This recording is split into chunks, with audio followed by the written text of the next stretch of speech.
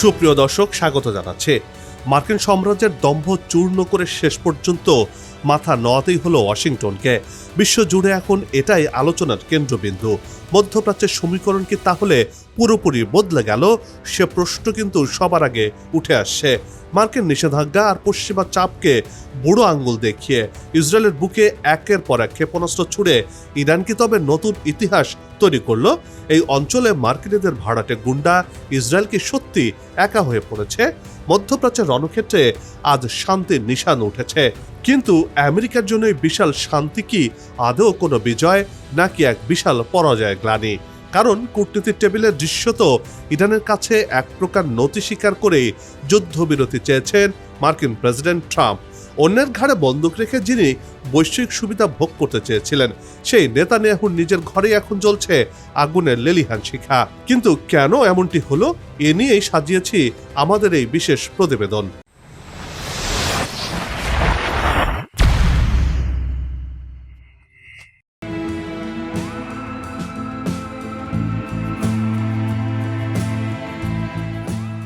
ইতিহাসের সবচেয়ে বড় ভুলটি বোধহয় করে ফেলেছিলেন মার্কিন প্রেসিডেন্ট ডোনাল্ড ট্রাম্প। তেল আবিবের হাতের পুতুল হয়ে মধ্যপ্রাচ্যের যে যুদ্ধের আগুন তিনি জ্বালিয়েছিলেন, তা ওয়াশিংটনকে গ্রাস করতে বসেছিল।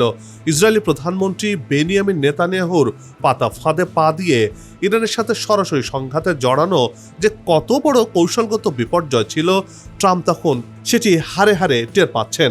ট্রাম্প তখন গর্জে উঠেছিলেন আর ভেবেছিলেন খামেনির মৃত্যুতেই শেষ হয়ে যাবে ইরানের সব দম্ভ।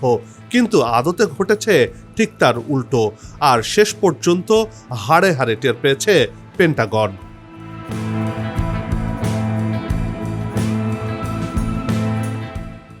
গেল 3.5 মাস আগের সেই আস্ফালন আজ এক দারুণ বাস্তবতায় গিয়ে ঠেকেছে। বলা হচ্ছে এই চুক্তি কোনো সাধারণ সমঝোতা নয়, বরং এটি মার্কিন সাম্রাজ্যবাদের এক ঐতিহাসিক লজ্জার দলিল। ট্রাম্প প্রশাসন যে ইরানকে একদিন নিঃশর্ত আত্মসমর্পণের হুমকি দিয়েছিল, আজ তারাই যেন হাঁটু গেড়ে বসেছে ইরানের সেই অজয়দের সামনে। কারণ পরিস্থিতি এমন এক পর্যায়ে পৌঁছে গিয়েছিল যে যুদ্ধ দীর্ঘায়িত হলে মার্কিন অর্থনীতির ভিত নড়ে ওঠার উপক্রম হয়েছিল। এমনকি মার্কিন যুক্তরাষ্ট্র যে বিশ্ব মোড়ল, সেটিও আর থাকে কিনা তা নিয়েও সন্দেহ তৈরি হয়েছিল।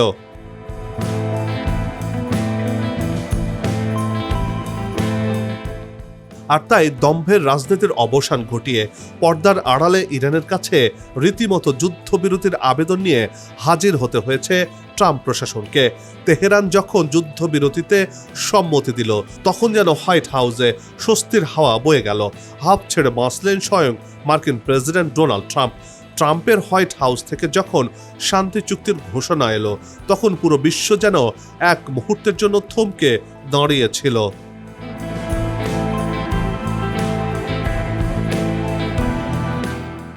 মার্কিন কংগ্রেসম্যানের ভাষায় এটি আসলে ইরানের সর্বোচ্চ নেতার কাছে ডোনাল্ড ট্রাম্পের পক্ষ থেকে একটি আনুষ্ঠানিক আত্মসমর্পণের সনদ ছাড়া আর কিছুই নয়। ওয়াশিংটনের করিডোরে এখন কান পাতলেই শোনা যাচ্ছে শুধু আক্ষেপ আর সমালোচনার সুর।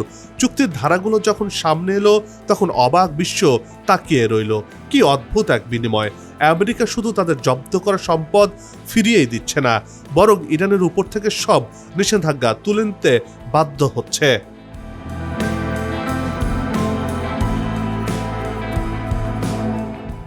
পরিস্থিতি এমন পর্যায়ে পৌঁছেছে যে মার্কিন বাহিনীকে এখন মধ্যপ্রাচ্যের মাটি থেকে নিজেদের গুটিয়ে নিতে হচ্ছে। আর সবচেয়ে বিস্ময়কর বিষয় হলো, যুদ্ধের ক্ষত সারিয়ে তুলতে ইরানকে আর্থিক সহায়তা দেওয়ার প্রতিশ্রুতিও যোগ করতে হয়েছে এই চুক্তিতে। বিজয় কি কখনো পরাজিতকে এভাবে অর্থ দেয়? এই প্রশ্ন আজ ঘুরে ফিরে আসছে, আর সেটি করছেন মার্কিন নীতি নির্ধারকরা। এর বিনিময়ে যুক্তরাষ্ট্র কি পেল, সে প্রশ্ন কিন্তু আসছে। এর উত্তর হলো শুধু কিছু অস্পষ্ট প্রতিশ্রুতি, নেতানিয়াহুর নোংরা যুদ্ধাংদেহী রাজনীতি আর ট্রাম্পের অতি উৎসাহী মনোভাবের কারণেই আজ আমেরিকার এমন করুণ পরিণতি হয়েছে।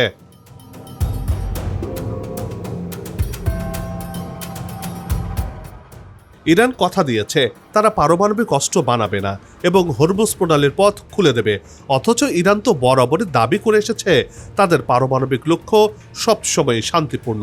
যে শর্ত ইরান যুদ্ধের আগেও মেনে নিতে রাজি ছিল, সেই একই শর্তকে এখন শান্তি চুক্তির মূল ভিত্তি হিসেবে দাঁড় করিয়ে ট্রাম্প সরকার নিজের পিঠ চাপড়াচ্ছেন। তারা সফল হয়েছেন। একে কি সাফল্য বলা যায়, নাকি এটি নিজের দেশের মানুষের চোখের সামনে ধুলো দেওয়ার এক মরিয়া চেষ্টা? দর্শক, আপনারা কি মনে করেন কমেন্টে লিখে জানাবেন।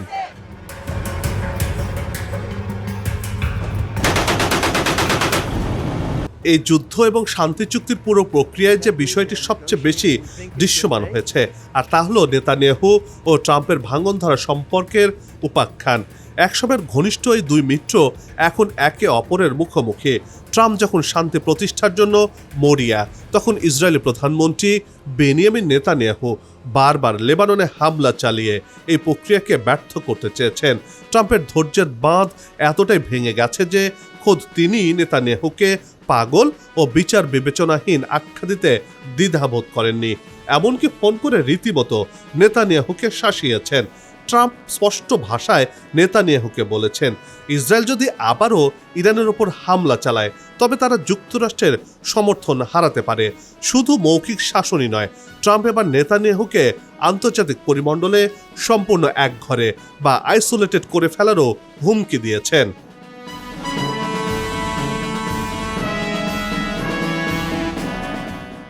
নেতানিয়াহুর জন্য শুধু আন্তর্জাতিক মহলের দরজাই বন্ধ হচ্ছে না, খোদ ইসরায়েলের মাটিতেই এখন তার পায়ের নিচের মাটি সরে গেছে। রাজধানী তেল আবিব সহ পুরো ইসরায়েল এখন যেন এক আগ্নেয়গিরিতে পরিণত হয়েছে। নেতানিয়াহুর পদত্যাগ এবং যুদ্ধাংদেহী নীতির বিরুদ্ধে রাস্তায় নেমে এসেছে লাখ লাখ সাধারণ মানুষ। পরিস্থিতি আরো উত্তপ্ত করে তুলেছেন ইসরায়েলের সাবেক প্রধানমন্ত্রী এহুদ বারাকের এক বিস্ফোরক মন্তব্য। তিনি হুঁশিয়ারি দিয়ে বলেছেন, নেতানিয়াহু যদি আগামী সাধারণ নির্বাচন বানচাল বা ক্ষতিগ্রস্ত করার চেষ্টা করে তবে প্রয়োজনে লাঠি ও পাথর দিয়ে তাকে ক্ষমতা থেকে টেনে হিঁচড়ে অপসারণ করা হবে।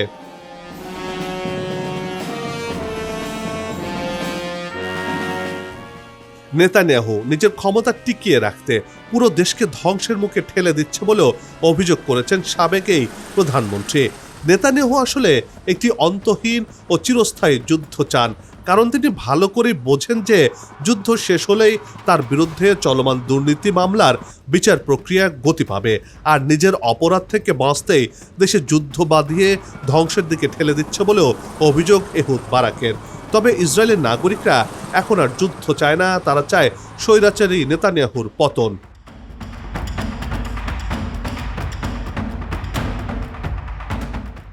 অন্যের ঘাড়ে বন্দুক রেখে নিজের সুবিধা ভোগ করার এক সুনিপুণ নীল নকশা এঁকেছিলেন এই যুদ্ধবাজ নেতানিয়াহু। তিনি ভেবেছিলেন আমেরিকার কাঁধে চড়ে ইরানকে ধ্বংস করে দেবেন আর মধ্যপ্রাচ্যে নিজের একচ্ছত্র আধিপত্য কায়েম করবেন। কিন্তু কূটনীতি ও যুদ্ধের ময়দানে সেই ছক আজ সম্পূর্ণ বুমেরাং হয়ে ফিরে এসেছে। ইরানকে দমাতে গিয়ে ইসরায়েল নিজেই অর্থনৈতিক, সামাজিক ও সামরিকভাবে পঙ্গু হওয়ার পথে রয়েছে।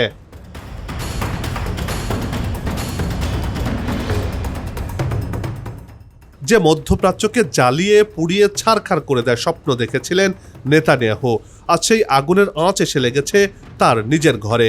ওয়াশিংটনের সমর্থন প্রত্যাহার এবং দেশের ভেতরের গণবিক্ষোভ, এই দুইয়ের জাঁতাকলে পিষ্ট হয়ে নেতানিয়াহুর রাজনৈতিক ভবিষ্যৎ এখন লাইফ সাপোর্টে।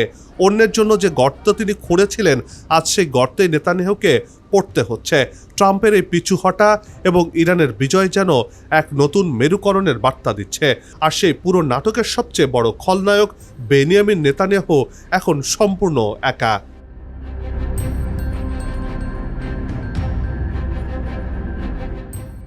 আরব দেশগুলোর অবস্থাও আজ বড়ই করুণ। নিরাপত্তার আশায় তারা যে মার্কিন বাহিনীকে নিজেদের ভূখণ্ডে জায়গা দিয়েছিল, সেই উপস্থিতি আজ তাদের বুমেরাং হয়ে দাঁড়িয়েছে। ইরানের প্রত্যাঘাতে আরবদের অর্থনীতি আজ টালমাটাল। মধ্যপ্রাচ্যে আমেরিকার সেই পুরনো দাপট আর সেই আধিপত্য সবই যেন ধুলোয় মিশে গেছে। হরমুজ প্রণালীর দখল ধরে রাখা তো দূরের কথা, সেখানে নিজেদের অবস্থান ধরে রাখাই এখন আমেরিকার জন্য এক কঠিন চ্যালেঞ্জ। রাজনীতির এই রঙ্গমঞ্চে দিন শেষে যা দেখা যাচ্ছে তা হলো যুক্তরাষ্ট্রের মুখ রক্ষার এক করুণ আপ্রাণ চেষ্টা চলছে।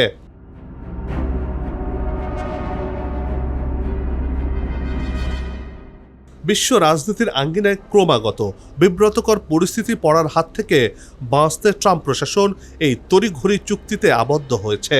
একদিকে লেজ গুটিয়ে যুদ্ধক্ষেত্র থেকে পলায়ন, অন্যদিকে পারমাণবিক অস্ত্র না বানানোর এক সাজানো প্রতিশ্রুতি। এই দুইয়ের মিশেলেই তৈরি হয়েছে এই শান্তি চুক্তি। এটি কেবল একটি স্বাক্ষর নয়, বরং এক পরাশক্তির ব্যাকফুটে চলে যাওয়ার অমোঘ দলিল। এই শান্তি চুক্তি আদতে কোনো নতুন দিগন্তের উন্মোচন করছে না, বরং এটি তুলে ধরছে মার্কিন পররাষ্ট্রনীতির এক ভয়াবহ ব্যর্থতাকে।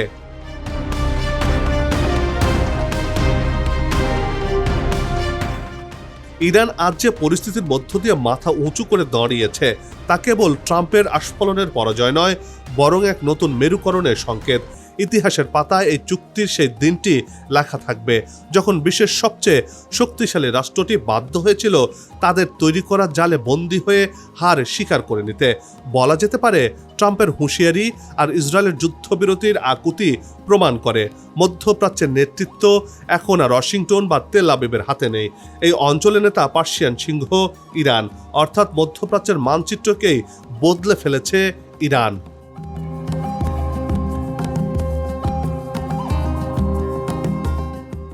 বন্ধ হোক যুদ্ধ, বিগ্রহ, হানাহানি, শান্তিময় হোক বিশ্ব। সবার সুস্বাস্থ্য আর মঙ্গল কামনা করে এই বিশেষ প্রতিবেদন এখানে শেষ করছি। আবারও হাজির হব নতুন কোনো খবর আর তার বিশ্লেষণ নিয়ে। নিজে ভালো থাকুন, দেশকে ভালো রাখুন আর আমাদের সাথেই থাকুন। ধন্যবাদ।